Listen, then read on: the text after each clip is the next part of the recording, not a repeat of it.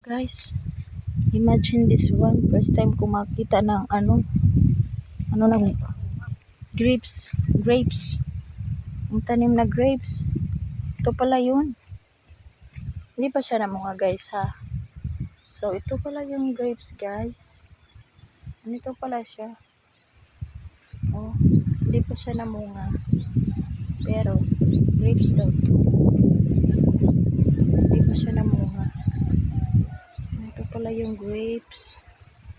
So, ito yung nila, para sa grapes. Mga grapes yan. Tanim na grapes. So, nilagyan nila ng mga kahoy sa gitna. Tapos, mayroon pang tali doon. Tali pa ganyan. Tapos, tali pa. Siya. Horizontal at vertical.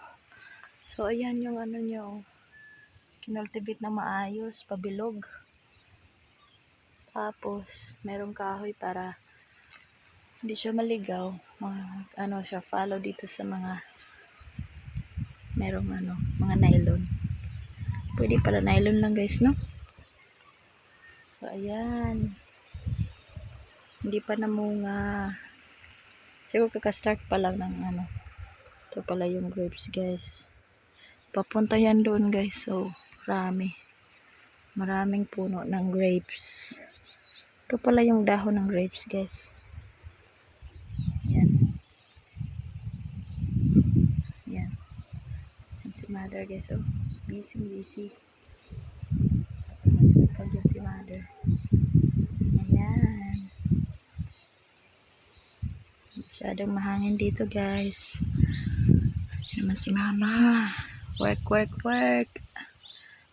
So, maya guys, pupunta tayo dun sa piggeries nila, yung mayroong mga baboy. So, dito muna ako sa garden farm nila. Ayan, tayo ngayon. Dahil walang pasok. So, dun banda guys, mayroon namang mga ng ampalaya. So, ayan Ayan, nandiyan yung mga sprinklers nila. Ayan. Ganda rin Kung magsipag lang talagang maaani. Ayan. So, ito na yung sinasabi nilang SAAD. Special Area for Agricultural Development. So, para sa mga pinangunahan farmers natin.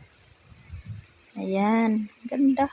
Parang mga gulayan. Parang mga itinatanim guys para hindi naman. So, ito naman yung grapes.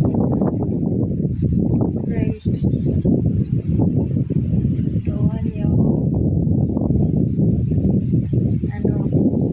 palaya. Tapos doon naman rice field. Yan mula doon mga rice na yan nandoon na makita nyo guys. Tapos papunta dyan, mayroong tao doon nag-spray. Punta doon papunta doon ang lawak ayan, punta doon ganda tingnan.